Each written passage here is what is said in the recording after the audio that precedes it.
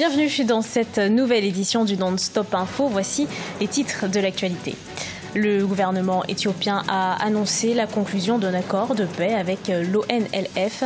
Il s'agit d'un groupe de rebelles séparatistes du sud-est du pays. Cet accord met officiellement un terme à plus de 3 décennies d'insurrection. Dans le nord du Sénégal, les agriculteurs utilisent les eaux de pluie collectées pour stimuler la production agricole. Dans ces régions arides et semi-arides se développent des pratiques agricoles intelligentes face au climat. Et puis au Niger, la crise humanitaire s'aggrave. Selon l'ONU, 2,3 millions de personnes sont en situation d'aide en 2018, soit une hausse de 400 000 par rapport à 2016. Mais tout d'abord, en Algérie, l'Assemblée populaire nationale tiendra ce mercredi 24 octobre une séance plénière. Elle sera consacrée à l'adoption du rapport de la Commission des affaires juridiques, administratives et des libertés et à l'élection de nouveaux présidents. Il remplacera l'actuel président Saïd Bouadja, qui a fait l'objet d'un retrait de confiance de la part de la majorité des députés, mais qui refuse de quitter ses fonctions. Les députés reprochent au président en exercice une mauvaise gestion. Un accord historique en Éthiopie. Le gouvernement et les rebelles de l'ONLF ont mis un terme à un conflit qui a duré plus de 30 ans. Les deux parties vont former un comité pour résoudre les problèmes de fond qui ont mené à ce conflit régional. Ibrahima Djoumaba.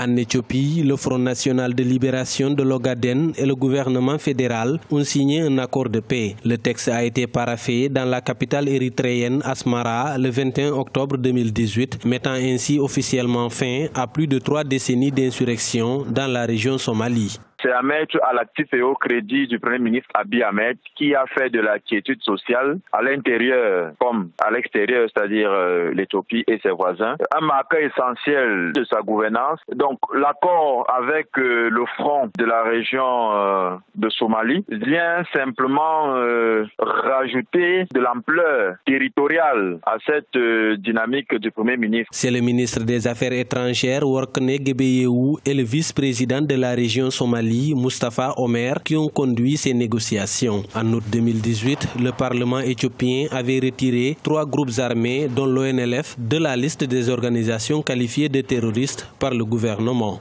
La signature de cet accord est déjà un premier pas. Il faut dialoguer, les impliquer et même suffisamment les associer dans le management du pays. Il faut investir ou alors impliquer le territoire dans le maillage économique en termes d'investissement, en termes de viabilisation des atouts dont regorge la région. Fondé en 1984, le Front national de libération de l'Ogaden réclamait plus d'autonomie, voire la sécession pour la région Somalie. En rappel, l'ONLF avait attaqué en 2007 un site pétrolier dans l'est du pays, tuant 65 Éthiopiens et 9 Chinois.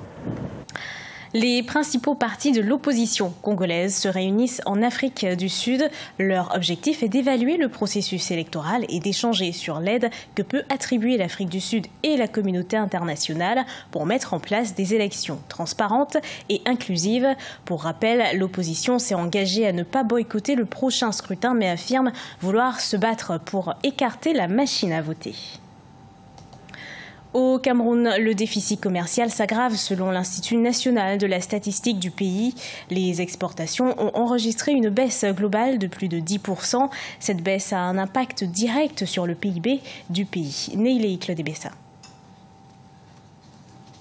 Le deuxième trimestre de 2018 au Cameroun a été marqué par une croissance de l'activité économique de 3,9%. Du côté de la demande, l'amélioration de la croissance économique, soutenue par la consommation finale et l'investissement privé, a ralenti par un repli en volume de 10,8% des exportations et une hausse en volume de 8,3% des importations. Une hausse imputée à la combinaison d'une augmentation des importations de biens de 8,2% et des services de 8,8%. La hausse en volume des importations de biens découle de l'accroissement des importations de pétrole brut, d'appareils électriques, des machines et équipements, des produits du travail des grains, des produits chimiques et des produits pétroliers raffinés.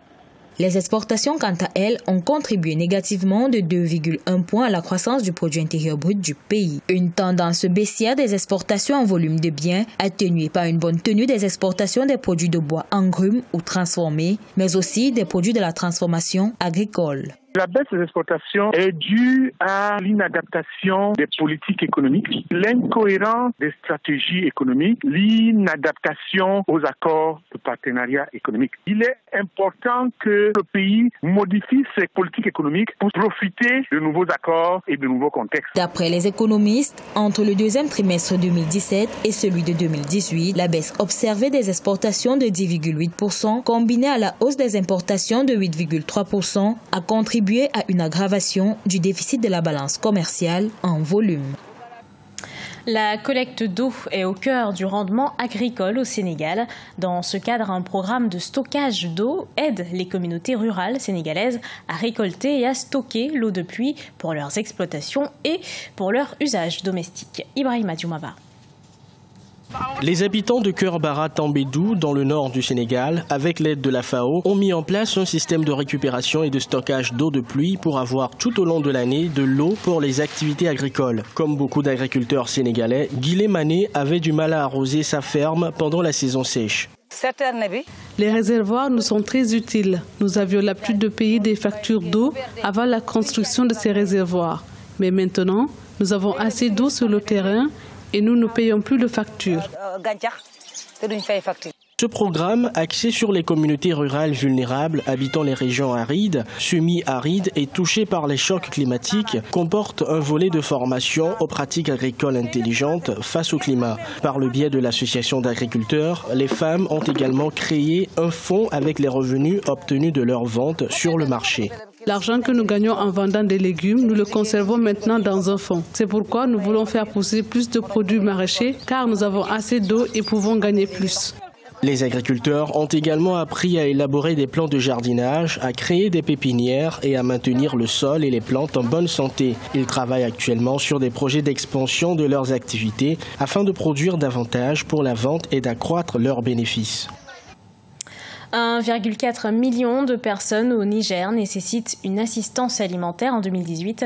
Une crise humanitaire qui inquiète les organismes internationaux. Dans l'ouest du pays, plus de 42 000 personnes ont été forcées à se déplacer depuis le début du mois de janvier 2018. Victoria Sechi. Selon le Bureau de coordination des affaires humanitaires de l'ONU, dans l'ouest du Niger, plus de 42 000 personnes ont été forcées à se déplacer depuis janvier 2018. L'insécurité persistante aurait réduit l'accès d'une assistance urgente. Quand on annonce, parce que le plus souvent c'est quand ça arrive, où les populations sont attaquées au niveau des villages, on annonce qu'effectivement il y a telle personne qui est connue dans telle localité, dans telle région, dans tel village précis. Et c'est à ce moment qu'on essaye de mettre en place un dispositif, mais le mal est déjà là. Dans un récent rapport, le Bureau de coordination des affaires humanitaires de l'ONU a déclaré 2,3 millions de personnes en situation d'aide en 2018, soit une hausse de 400 000 par rapport à 2016. En cause, les attaques terroristes et autres mouvements armés qui persistent aux frontières partagées avec le Nigeria et le Mali. À Tillabéri, une évaluation menée en août a permis d'enregistrer 32 703 personnes sur plusieurs sites abritant des déplacés. À Taoua, région voisine, une autre évaluation du 5 au 10 septembre a recensé 10 091 personnes vivant sur 3 sites. En janvier, seulement 540 déplacés avaient été officiellement dénombrés dans cette région où l'état d'urgence, en vigueur depuis mars 2017, a été reconduit début octobre. Entre le 1er et le 10 octobre 2018, une opération de sécurisation alimentaire a été assurée par l'armée nigérienne. En juillet, un premier corridor humanitaire négocié avec la force conjointe du G5 Sahel avait permis au Programme alimentaire mondial et à des ONG d'acheminer des vivres et des biens non alimentaires à 5 570 déplacés. Ce journal a été préparé par l'ensemble de la rédaction. Merci de l'avoir suivi. Retrouvez dans un instant une nouvelle édition de l'actualité sur Africa 24.